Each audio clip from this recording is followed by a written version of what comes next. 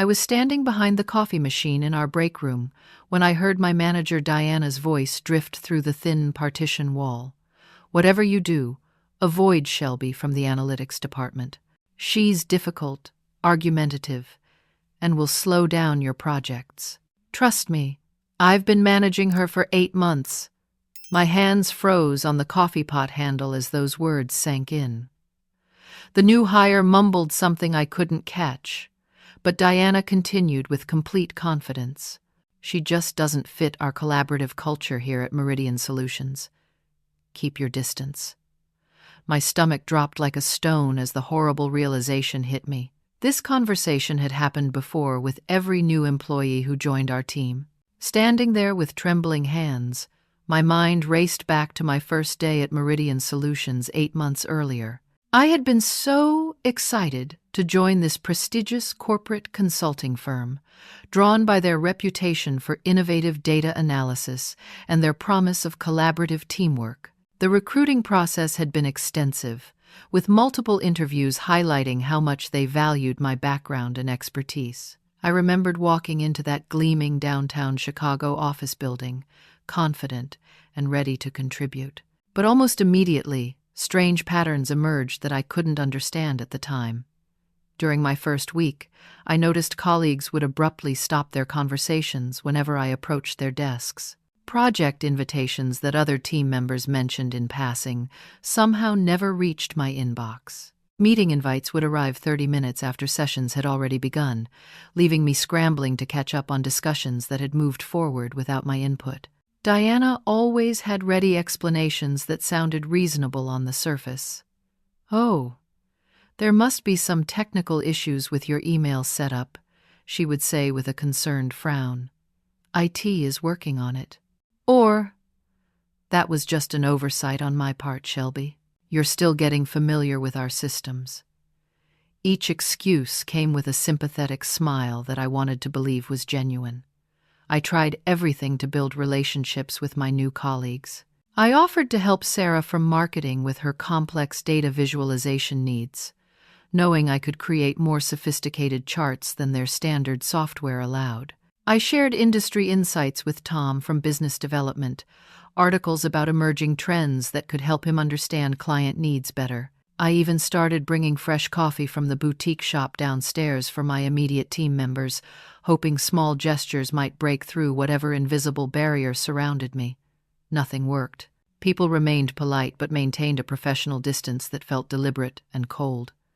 They would accept my coffee with brief thanks, but never lingered for conversation. My offers of assistance were declined with vague explanations about having everything under control. Lunch invitations went unanswered, and after-work social gatherings happened without my knowledge until I heard people discussing them the next day. I began questioning everything about myself. Did I come across as arrogant without realizing it? Was my communication style somehow abrasive? I practiced different approaches in the mirror at home, trying to sound more approachable and less intense. Maybe my enthusiasm for data analysis made other people uncomfortable. Perhaps I asked too many detailed questions during meetings and annoyed my colleagues. The self-doubt consumed me during sleepless nights. I replayed every interaction, searching for clues about what I was doing wrong. My confidence, which had always been one of my strongest assets, began eroding under the constant isolation. I started second-guessing my contributions during the few meetings I was included in, speaking less and less as weeks passed. 3 months into my employment, the situation reached a breaking point.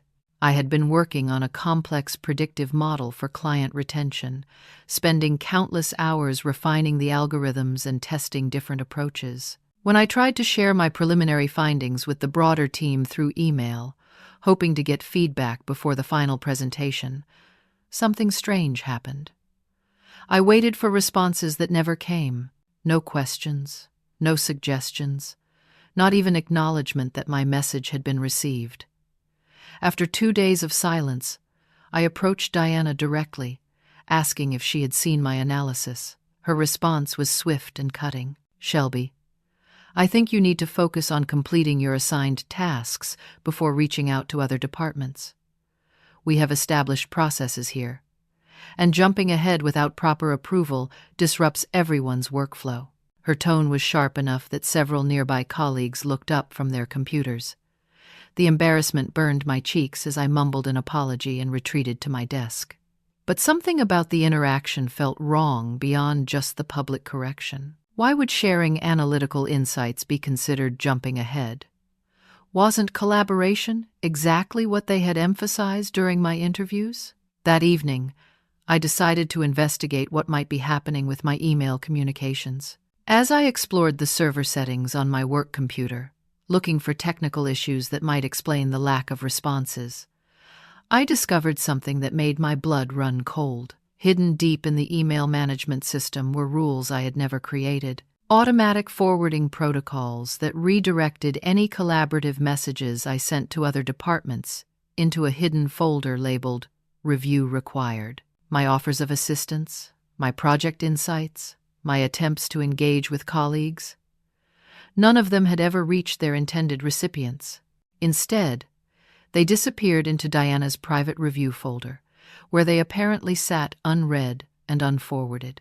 The realization hit me like a physical blow. Diana had been systematically intercepting my communications, making it appear to other departments that I was unresponsive and uninterested in collaboration, while simultaneously preventing me from building the professional relationships I desperately wanted.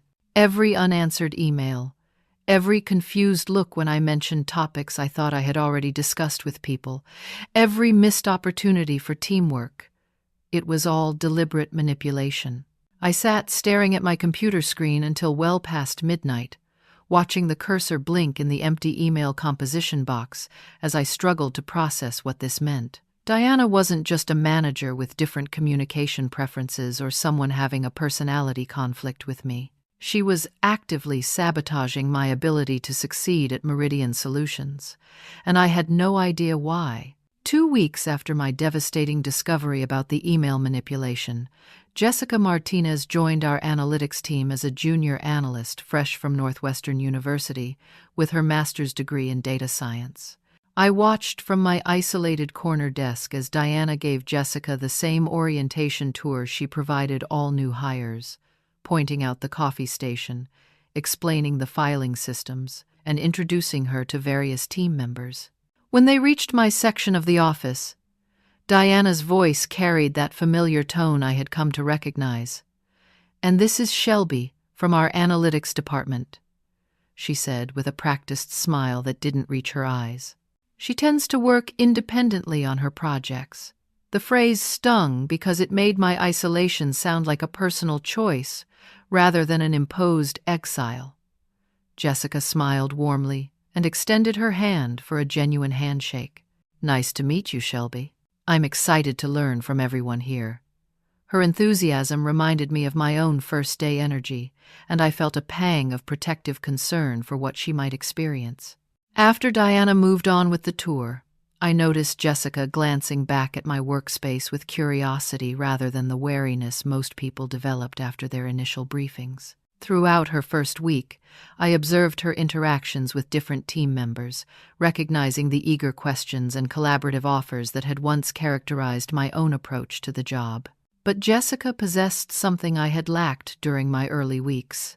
She was naturally observant and analytical beyond just her data science training. While working on shared network drives, she began noticing inconsistencies that others had overlooked or chosen to ignore. My project folders contained sophisticated statistical models using advanced techniques that impressed even her graduate-level background. The code was elegant and efficient, employing methodologies she had studied but rarely seen, implemented with such skill in corporate environments. When Jessica asked colleagues about my background and experience, hoping to understand more about the analytics approaches I was using, she received responses that seemed deliberately vague and unsatisfying. "Shelby keeps to herself," was the most common answer. "Diana handles all her project assignments directly." Some people would quickly change the subject when my name came up, as if discussing me made them uncomfortable. The contradictions puzzled Jessica. The work she could access on shared servers demonstrated exceptional competency and innovative thinking. Yet the office culture treated me like someone to be avoided. Her analytical mind, trained to spot patterns and investigate anomalies, began focusing on this discrepancy as a problem worth solving. One evening, Jessica found herself staying late to finish a client report, and she noticed I was still at my desk working on a complex data visualization. The parking garage was nearly empty when we both headed to our cars, and Jessica saw an opportunity for the kind of casual conversation that seemed impossible during regular office hours under Diana's watchful supervision. "That client presentation you were working on looked really interesting," Jessica said as we walked across the concrete expanse. "I've never seen that type of multivariate analysis applied to customer behavior prediction. Where did you learn that approach?" For the first time in months, someone was genuinely asking about my work with authentic curiosity rather than polite deflection. The relief was overwhelming. "I developed it during my doctoral research at Stanford," I replied, trying to keep my voice steady despite the emotion. "It combines traditional regression models with machine learning algorithms to identify patterns that conventional analysis might miss." Jessica stopped walking entirely. "You have a PhD? In what field?" "Applied statistics with a focus on predictive analytics," I answered, surprised by her shocked expression. "I specialized in developing models for large-scale data interpretation." The conversation continued for 20 more minutes in that echoing parking garage, covering topics from academic research methodologies to industry applications of advanced statistical techniques. Jessica's questions were sophisticated and engaging, revealing her own strong educational foundation while demonstrating genuine respect for the expertise I was sharing. As we finally parted ways at our respective cars, Jessica carried with her a completely different impression of me than the one Diana had carefully constructed. The woman she had just conversed with was articulate, knowledgeable, and passionate about her field. Nothing like the difficult, problematic employee described during her orientation. Over the following days, Jessica began paying closer attention to the stories circulating about me within the office. She noticed how conversations would shift when Diana joined them, particularly if anyone seemed to be asking questions about my role or background. The warnings became more specific and damaging when Jessica pressed for details. "I probably shouldn't tell you this," whispered Amanda from Human Resources during a coffee break conversation. But Diana mentioned that Shelby was actually demoted from her previous company for incompetence. "That's why she's so defensive about her work here. She has trouble meeting deadlines and doesn't respond well to feedback." Jessica's eyebrows rose at this information, which directly contradicted everything she had observed about my work quality and our parking garage conversation. The sophistication of my analytical models suggested the opposite of incompetence, and the timeline documents she could access showed I consistently completed projects ahead of schedule. Another colleague, Brian from the client relations team, added his own piece of gossip when Jessica encountered him in the break room. "Deanna's been really patient with Shelby's attitude problems," he confided while stirring sugar into his coffee. "Apparently she doesn't collaborate well with others and gets defensive when people try to offer suggestions. That's why she works alone. It's better for team morale." Each new piece of information felt more disconnected from reality. The person they were describing bore no resemblance to the professional, engaging woman Jessica had met in the parking garage. Either I was an exceptionally skilled actress capable of completely transforming my personality depending on the audience, or something more troubling was happening here. Jessica's suspicions crystallized into certainty when she experienced a telling interaction with Diana directly. During a team meeting where Jessica enthusiastically mentioned learning about advanced statistical techniques from a colleague, Diana's response was swift and sharp. "Jessica, I need you to focus on the training materials we've provided rather than getting distracted by unauthorized conversations," Diana said with a tone that carried clear warning. "We have established protocols for skill development, and following them will serve your career much better than pursuing informal mentorship that might not align with our standards." The message was unmistakable. Stay away from Shelby. Stop asking questions about her background, and don't let curiosity override the social dynamics Diana had carefully orchestrated. But instead of compliance, Jessica felt her determination strengthen. Something was seriously wrong here, and she was going to find out exactly what it was. That weekend, Jessica sat in her apartment with her laptop open, staring at the Google search bar. She had been thinking about our parking garage conversation non-stop, unable to reconcile the intelligent, accomplished person she had met with the problematic employee everyone seemed to believe I was. The contradictions gnawed at her analytical mind until curiosity overcame any professional caution about researching a colleague. She typed carefully, Shelby Harrison, Meridian Solutions Data Analyst. The search results that populated her screen made her gasp audibly in her empty living room. The first hit was a Stanford University faculty page listing Dr. Shelby Harrison as a guest lecturer for their advanced statistics program. The second was a technology conference website featuring me as a keynote speaker from 2 years ago. The third was an academic journal article with my name prominently displayed as the lead researcher. Jessica clicked frantically from link to link, her disbelief growing with each new discovery. She found videos of me presenting at major industry conferences, speaking confidently to audiences of hundreds about revolutionary approaches to predictive modeling.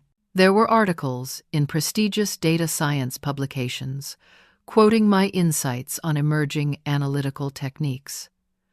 Professional association websites listed awards and recognitions I had received for groundbreaking research. One particular video made her pause the screen and stare. It was from the American Statistical Association's annual conference, where I was receiving their Young Professional Excellence Award, one of the most prestigious honors in the field. The presenter described my innovative contributions to machine learning applications in business intelligence and exceptional leadership in advancing statistical methodology for practical implementation. In the video, I was poised and articulate, delivering an acceptance speech that demonstrated deep expertise and genuine passion for the field. The audience response was enthusiastic, with standing applause that suggested real professional respect. This was not someone who had been demoted for incompetence or struggled with workplace relationships. Jessica discovered my academic publications next, finding research papers with titles like Hybrid Modeling Approaches for Large-Scale Customer Behavior Prediction and Optimizing Statistical Accuracy in Real-Time Data Analysis Systems. The citation counts were impressive. Hundreds of other researchers had referenced my work in their own studies. One paper had been downloaded over 3,000 times from the academic database. The most shocking discovery came when she found articles about my previous employment. I hadn't been demoted from my last position. I had been a senior data scientist at Google, one of the most competitive and demanding technology companies in the world. Multiple tech industry publications had covered my departure, describing it as a strategic move to bring advanced analytics expertise to traditional consulting firms. One article in particular made Jessica's hands shake as she read it. Google's loss is corporate consulting's gain. Dr. Shelby Harrison joins Meridian Solutions. The piece described how Meridian had specifically recruited me to lead a major transformation of their analytical capabilities, bringing cutting-edge techniques from Silicon Valley into traditional business consulting. Harrison's proven track record in developing predictive models for large-scale consumer platforms makes her an ideal candidate to revolutionize how consulting firms approach data-driven decision-making. The article quoted Meridian's CEO as saying, "We're thrilled to have someone of her caliber joining our team." Jessica realized she was looking at evidence of one of the most sophisticated professional deceptions she had ever encountered. Diana hadn't just been undermining a difficult employee or managing personality conflicts. She had been systematically destroying the reputation of one of the most qualified data scientists in the industry. Someone who had been specifically hired to bring prestige and expertise to Meridian Solutions. The implications were staggering. I wasn't just competent. I was extraordinarily accomplished, with credentials that far exceeded anyone else in the analytics department. My PhD from Stanford, my research publications, my industry awards, my previous role at Google. All of it painted a picture of exceptional professional achievement that made Diana's sabotage seem even more sinister. Jessica began connecting pieces that had puzzled her since starting at Meridian. Diana's own background was limited to a bachelor's degree in marketing with no advanced statistical training. She managed the analytics department despite having no formal education or experience in data science. The sophisticated work Jessica had admired on the shared servers now made perfect sense. It was the product of someone with doctoral-level expertise and years of experience at the highest levels of the technology industry. The contrast was stark and disturbing. Diana, with her marketing background and limited technical knowledge, was managing an undermining doctor. Shelby Harrison, a nationally recognized expert whose research was being cited by universities and corporations around the world. The absurdity of the situation was matched only by its cruelty. Jessica spent the rest of the weekend reading everything she could find about my professional background. She watched conference presentations where I discussed analytical techniques that were clearly beyond Diana's comprehension. She read interviews where I talked about the importance of collaborative, supportive work environments in fostering innovation. She found social media posts from colleagues at my previous positions describing me as generous with knowledge, patient with junior staff, and deeply committed to advancing the field. Every piece of information contradicted the narrative Diana had constructed. The difficult and incompetent person Diana described simply didn't exist. Instead, Jessica discovered evidence of someone who had dedicated their career to excellence, collaboration, and sharing expertise with others. By Sunday evening, Jessica faced an unavoidable conclusion. Diana was not just threatened by my qualifications, she was actively engaged in one of the most elaborate and malicious workplace sabotage campaigns Jessica could imagine. The isolation, the intercepted emails, the false stories about my background. All of it was designed to prevent anyone from discovering that Diana was managing someone whose expertise and accomplishments far exceeded her own. The question now was what to do with this information. Jessica realized she had stumbled into a situation that went far beyond typical workplace politics. This was systematic professional assassination of someone whose only crime was being more qualified than their manager. The injustice of it made her angry in ways she hadn't expected, and she knew she couldn't simply pretend she hadn't discovered the truth. Monday morning arrived with Jessica feeling like she was carrying explosive information through the office hallways. Every interaction with Diana felt loaded with new meaning, and watching the continued isolation treatment I received made her stomach churn with outrage. She waited for an opportunity to speak with me privately, knowing that any direct approach during work hours would likely be noticed and reported back to Diana. Her chance came during lunch break, when she saw me heading toward the small outdoor courtyard behind the building with a sandwich and my laptop. Jessica grabbed her own lunch and followed, her heart pounding with nervous energy about the conversation she was about to initiate. "Shelby," she called softly as she approached the bench where I had settled. "Do you mind if I join you?" I looked up with surprise and what appeared to be relief. After months of eating alone, any company was welcome. "Of course, please sit down." Jessica settled beside me, trying to organize her thoughts. "I need to tell you something, and I hope you won't think I was being inappropriate or intrusive." She paused, studying my face carefully. "I looked you up online this weekend." My sandwich remained frozen halfway to my mouth as I processed what she had said. The expression that crossed my face was complex, part apprehension, part curiosity, and something that might have been hope. "What did you find?" I asked quietly, setting down my lunch entirely. "I found out that you're Dr. Shelby Harrison," Jessica said, her voice filled with a mixture of awe and anger. "I found your research publications, your conference presentations, your awards from the American Statistical Association. I found articles about Google recruiting you, and then about Meridian specifically hiring you to revolutionize their analytics capabilities." The silence that followed stretched for nearly a full minute. I stared at the concrete ground, and Jessica could see my shoulders tense with emotions I couldn't quite identify. "So now you know," I finally said, my voice barely above a whisper. I was wondering if anyone would ever figure it out. "Shelby, what Diana is doing to you, this isn't just workplace politics or personality conflicts.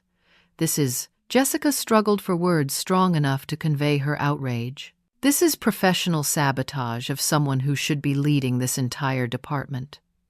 To Jessica's surprise, I seemed more relieved than angry. The burden of carrying this isolation alone had been crushing, and having someone finally see the truth felt like breathing fresh air after months underwater.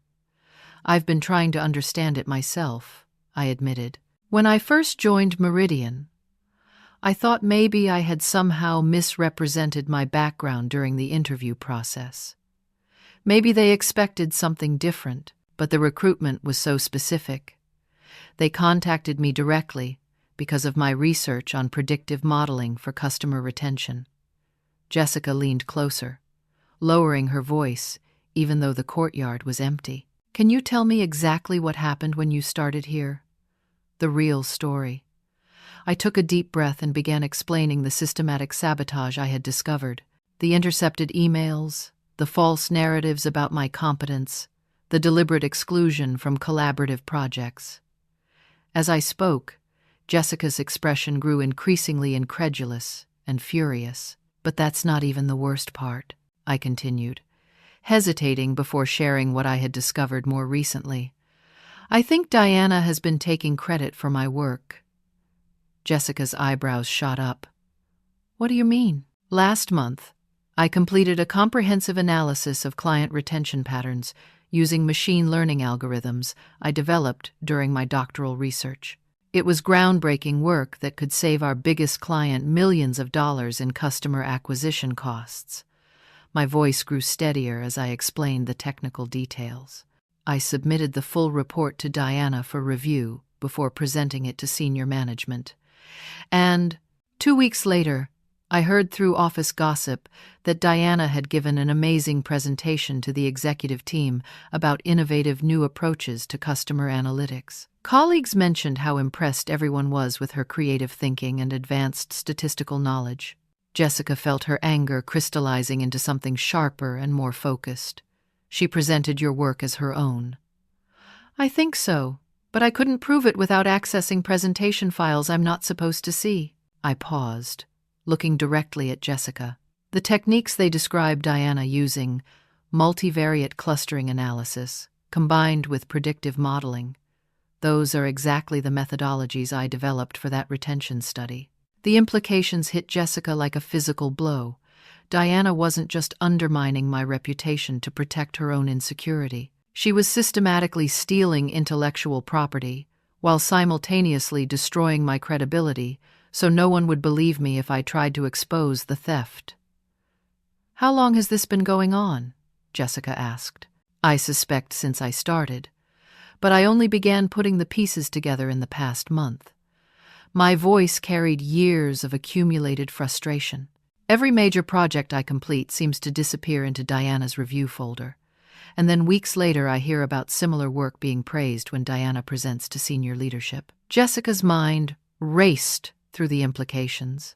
If this pattern was consistent, Diana had built her entire reputation as an innovative manager on work stolen from the most qualified person in the department. The audacity was breathtaking, but so was the systematic cruelty of isolating me to prevent anyone from recognizing the deception.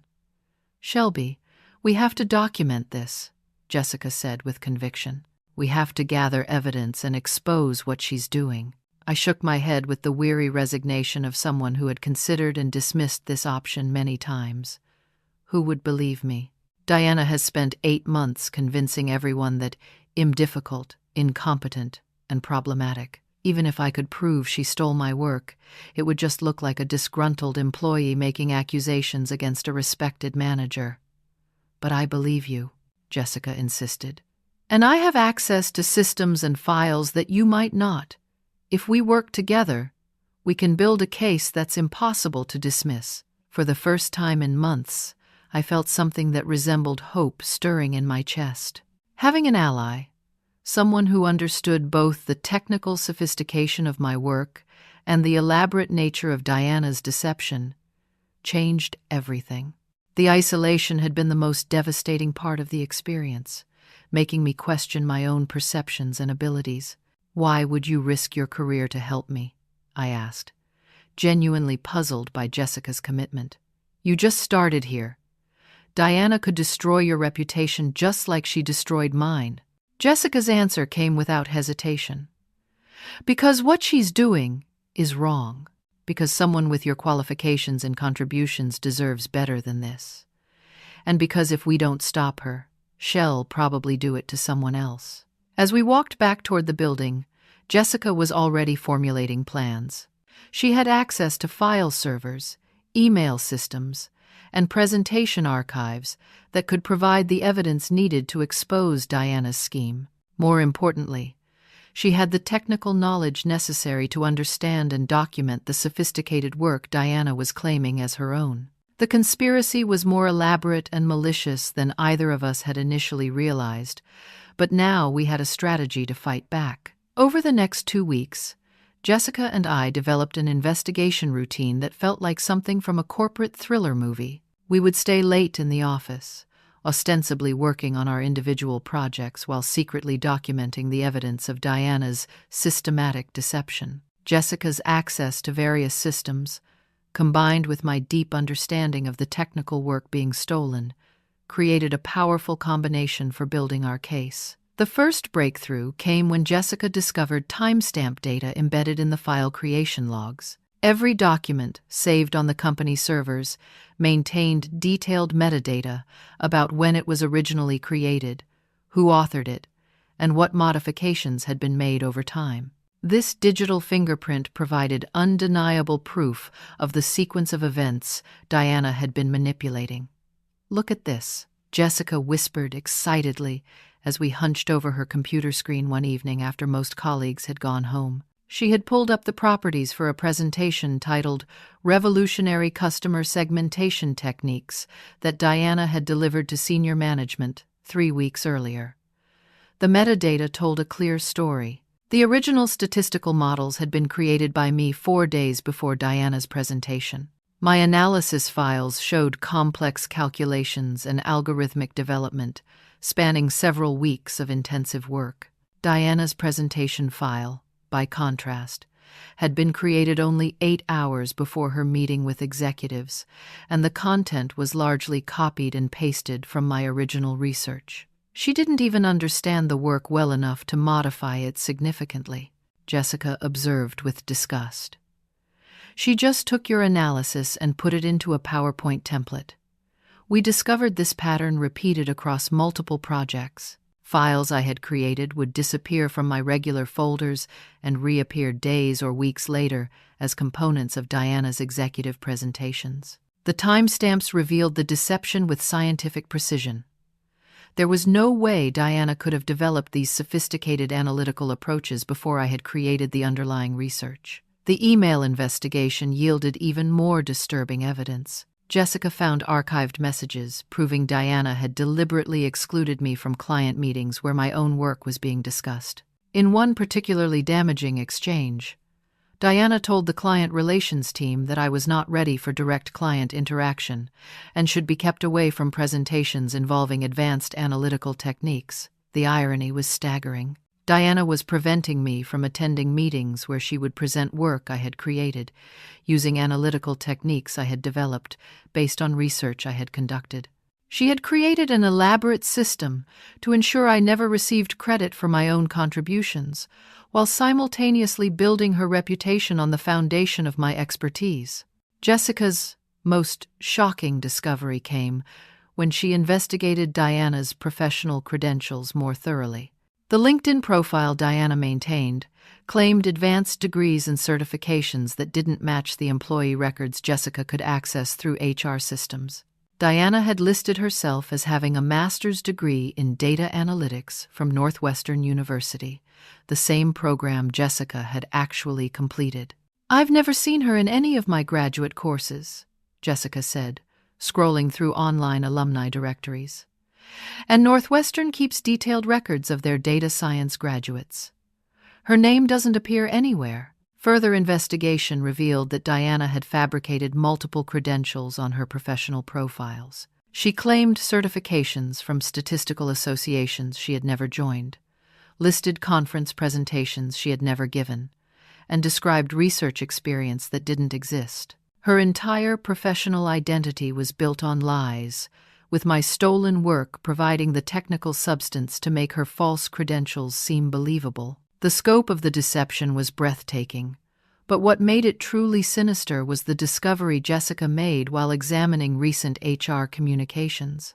Diana had been building a case for my termination, documenting alleged performance issues and attitude problems that would justify removing me from the company entirely. "Shelby, you need to see this," Jessica said, her voice tight with urgency. She had accessed internal email threads between Diana and HR discussing my employment status. "Diana's been meeting with HR regularly about your performance issues. She's been building a paper trail to fire you."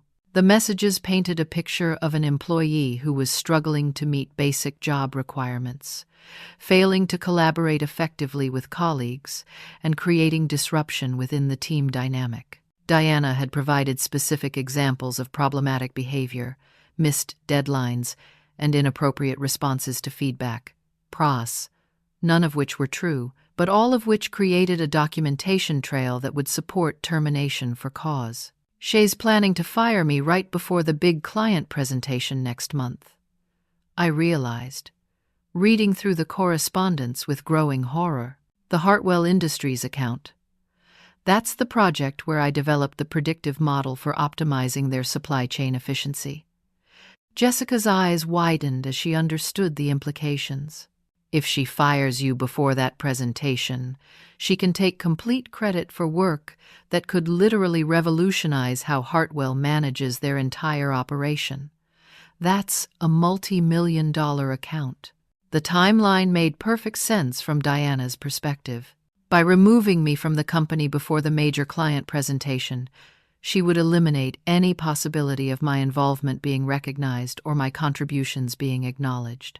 She could present my revolutionary supply chain optimization model as her own breakthrough work, securing her reputation and potentially earning significant bonuses or promotions based on the client's success.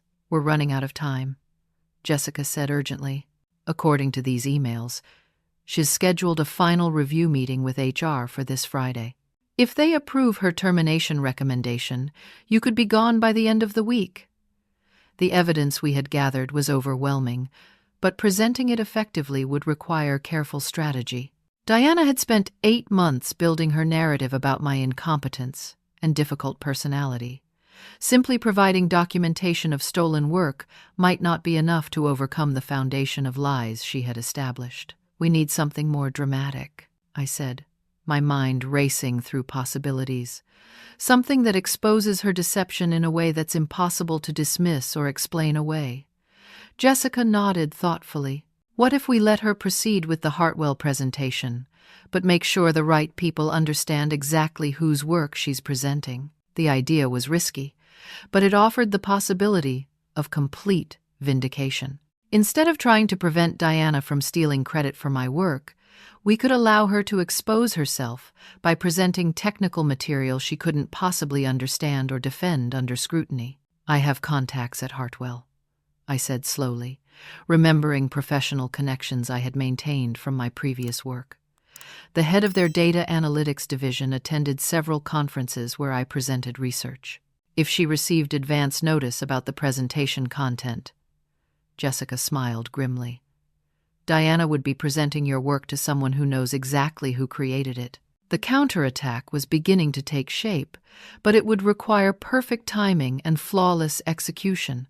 One mistake could result in my termination and Diana's complete victory. But if executed correctly, it could expose the full scope of her deception in a way that would destroy her credibility permanently. We had 3 days to prepare. Wednesday morning brought an urgency I hadn't felt since my early days at Google when we were racing to launch groundbreaking product features.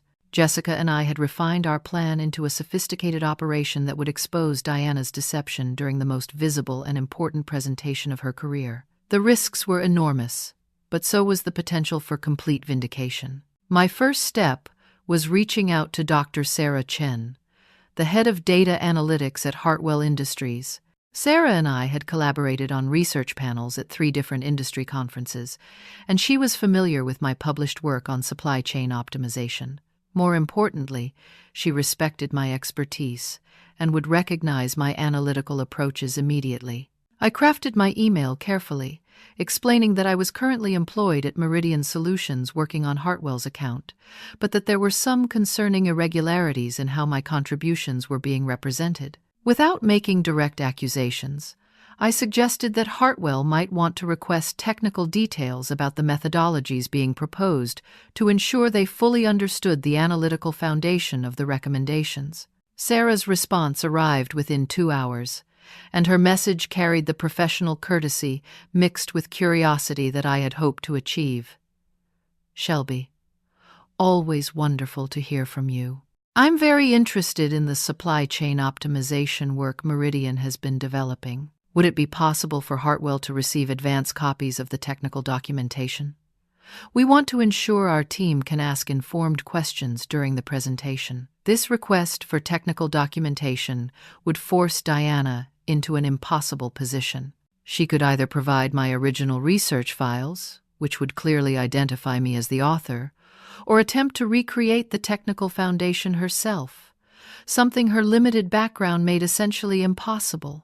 While I handled the external preparation, Jessica focused on internal documentation that would support our case if the situation escalated beyond the presentation itself. She created comprehensive records of the timestamp evidence, the stolen work patterns, and Diana's fabricated credentials. More importantly, she reached out quietly to colleagues who might have witnessed or experienced similar treatment from Diana. The response to Jessica's discreet inquiries revealed that Diana's sabotage tactics extended beyond my situation. Amanda from marketing mentioned that Diana often took credit for successful campaign analytics that Amanda had actually developed.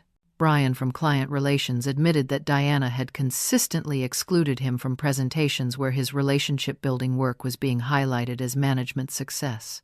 I always thought it was just corporate politics, Amanda confided during a brief hallway conversation. But now that you mention it, Diana does seem to have a pattern of claiming credit for other people's contributions. By Thursday evening, we had assembled what amounted to a comprehensive case file documenting not just the theft of my work, but a systematic pattern of professional misconduct that affected multiple employees across different departments. Diana's behavior wasn't isolated to my situation. She had been building her entire career on appropriating the achievements of her subordinates. The final piece of preparation involved ensuring that key decision-makers within Meridian would be present during the Hartwell presentation. Jessica discovered that the company's CEO, Richard Morrison, had cleared his schedule to attend the meeting personally. This presentation represented one of Meridian's most important client relationships, and the potential for a major contract renewal made it a priority for senior leadership. Having Morrison present created both opportunity and additional pressure. If our plan succeeded, Diana's deception would be exposed in front of the most powerful person in the company. If it failed, both Jessica and I would likely face immediate termination for insubordination and disrupting a crucial client relationship. Friday morning arrived with the electric tension of a storm about to break. Diana spent the early hours making final preparations for her presentation, reviewing slides that featured my analytical models and research methodologies. Watching her practice explaining concepts she clearly didn't understand felt surreal, like watching someone rehearse a performance in a language they couldn't speak. The presentation was scheduled for 10 a.m. in the large conference room overlooking downtown Chicago. Hartwell's team would attend via video conference, with Dr. Chen and 3 other senior executives participating in what Diana believed would be her career-defining moment.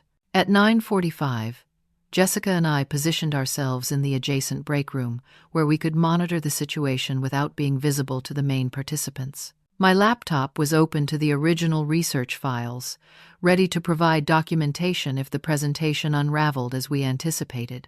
At 10 a.m. precisely, Diana began her presentation, with the confident demeanor of someone who believed she had mastered complex material. She introduced herself as Meridian's analytics director and outlined the innovative approaches that would transform Hartwell's supply chain efficiency. For the first 15 minutes, everything proceeded smoothly. Diana read from slides that displayed my research without needing to understand the underlying methodology. The Hartwell team listened attentively as she described optimization techniques and predictive modeling approaches that promised significant cost savings and operational improvements. The turning point came when Dr. XS5 entertained Dades. Chen asked her first technical question. Diana, I'm impressed by the multivariate clustering approach you've outlined. Could you explain how you determined the optimal number of cluster centers for this particular dataset? Diana's pause lasted just long enough to be noticeable. Well, we used standard analytical techniques to optimize the clustering parameters, she replied, her voice carrying slightly less confidence than before. I'm curious about the specific methodology. Doctor, Chen pressed gently. The results suggest you used a modified k-means algorithm with dynamic centroid adjustment. Is that accurate? Another pause. Longer this time. Diana was clearly struggling with technical terminology that lay at the heart of work she was claiming as her own creation. Yes, we employed advanced clustering methodologies to ensure optimal results, she said, using vague language that avoided commitment to specific techniques.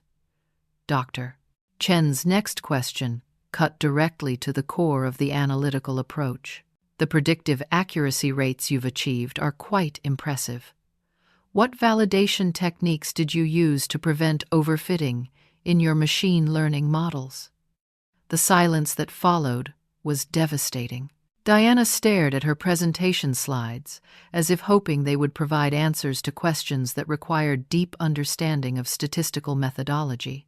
CEO Morrison shifted in his chair, clearly noticing that his analytics director couldn't explain basic concepts from her own presentation. I think we might benefit from having our lead analyst join this discussion, Diana finally said, her voice tight with barely controlled panic. Shelby Harrison has been working closely on the technical implementation details. The irony of Diana calling for my help to explain work she had stolen was almost overwhelming, but this was exactly the moment we had prepared for. I entered the conference room carrying my laptop and original research files, ready to demonstrate who had actually created the analytical framework Diana had been presenting. Dr. Harrison, Dr. Chen said with unmistakable warmth as I appeared on her video screen. What a pleasant surprise. I had no idea you were involved with this project. Your supply chain optimization research has been groundbreaking. The recognition in Dr. Chen's voice, her use of my doctoral title, and her obvious familiarity with my previous work created an immediate shift in the room's dynamics. Morrison's eyebrows rose as he realized that I possessed credentials and professional recognition that Diana had never mentioned. What followed was a detailed technical discussion that exposed the full scope of Diana's deception in front of the most important audience possible. See, the next 30 minutes transformed 8 months of professional torment into complete vindication.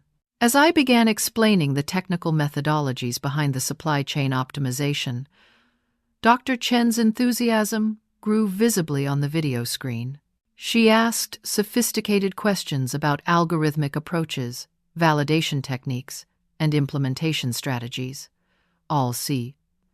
Questions that demonstrated her thorough familiarity with my previous research and publications.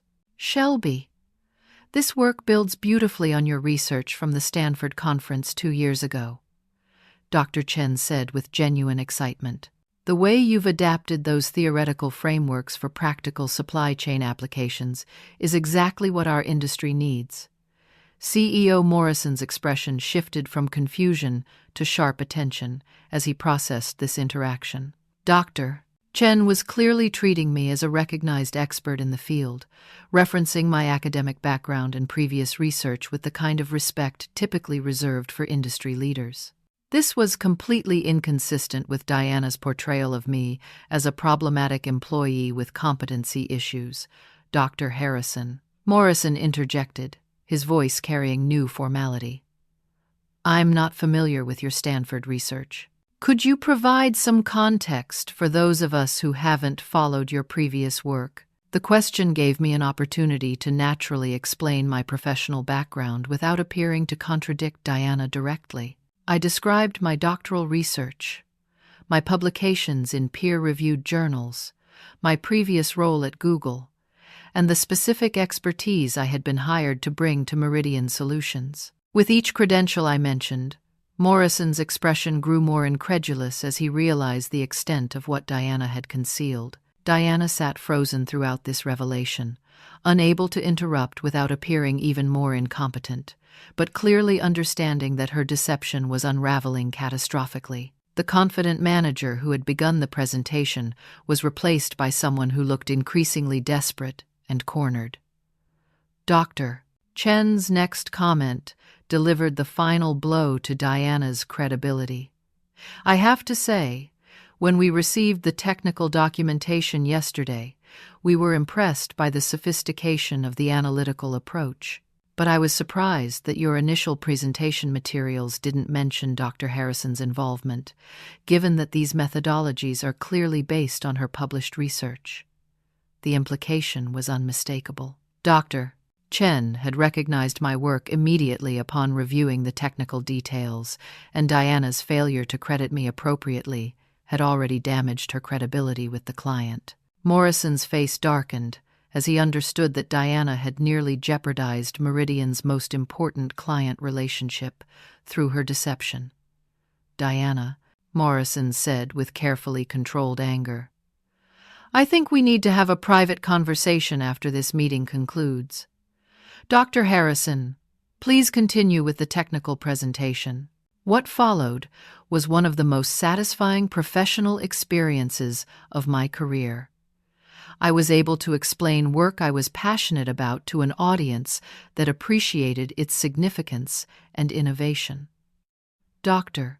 Chen asked brilliant questions that allowed me to demonstrate the depth of my expertise, while Morrison witnessed firsthand the kind of analytical thinking that Meridian had originally recruited me to provide. The presentation concluded with Hartwell's enthusiastic approval of the proposed optimization strategies and a request for expanded collaboration on future projects. Dr. Chen specifically requested that Dr. Harrison serve as the primary technical contact for implementation, ensuring that my role would be both visible and protected going forward. As the video conference ended and Hartwell's team signed off, the conference room fell into heavy silence. Morrison, Diana, Jessica, and I sat around the polished table while the implications of what had just transpired settled into place. Morrison broke the silence with controlled precision. Diana, my office. Now, Dr. Harrison, please remain available. Jessica, thank you for your discretion during this situation. The investigation that followed was swift and thorough. Jessica's documentation, combined with the timestamp evidence and my original research files, provided undeniable proof of systematic intellectual property theft. HR reviewed Diana's fabricated credentials and discovered additional instances of misconduct involving other employees. Within 48 hours, Diana was terminated for cause, with her dismissal including forfeiture of bonuses and potential legal action for fraud. The company's response to the broader situation exceeded my most optimistic expectations. Morrison personally apologized for the treatment I had endured and immediately promoted me to Director of Analytics, as ex-promise. The position that should have been mine from the beginning given my qualifications and expertise.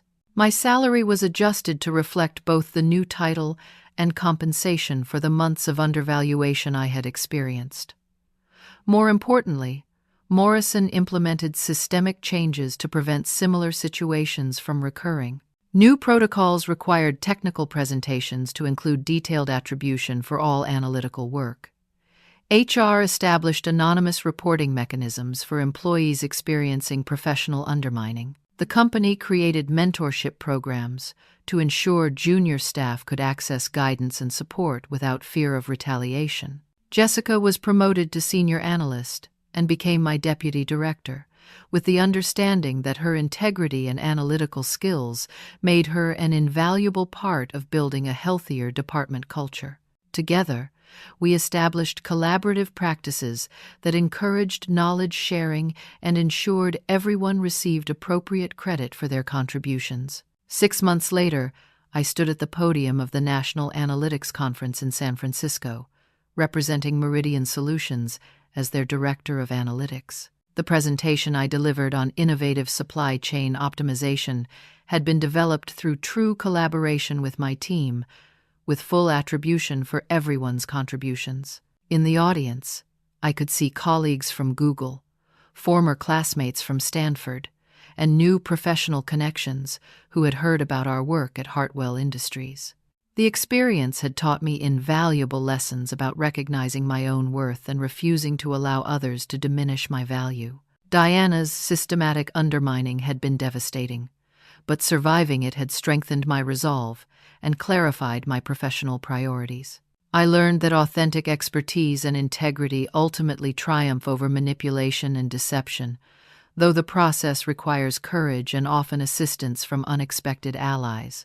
Most importantly, I discovered that the most satisfying victories come not from defeating those who wrong us, but from creating environments where such wrongs become impossible. The culture we built in our analytics department became a model for other divisions within Meridian, demonstrating that collaborative success produces better results than competitive sabotage.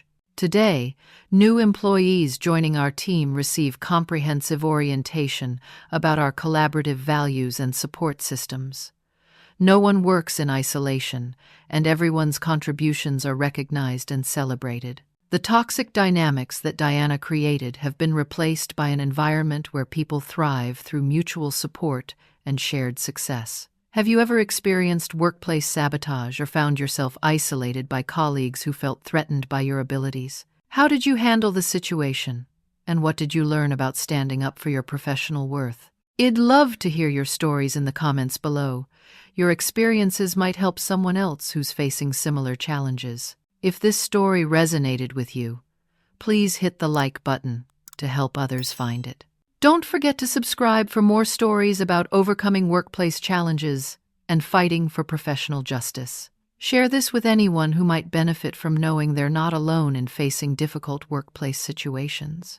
Thank you for listening to my story. And remember, your expertise and integrity are valuable assets that no one should be allowed to diminish. Stay strong, document everything, and never be afraid to seek allies who will help you fight for the recognition you deserve.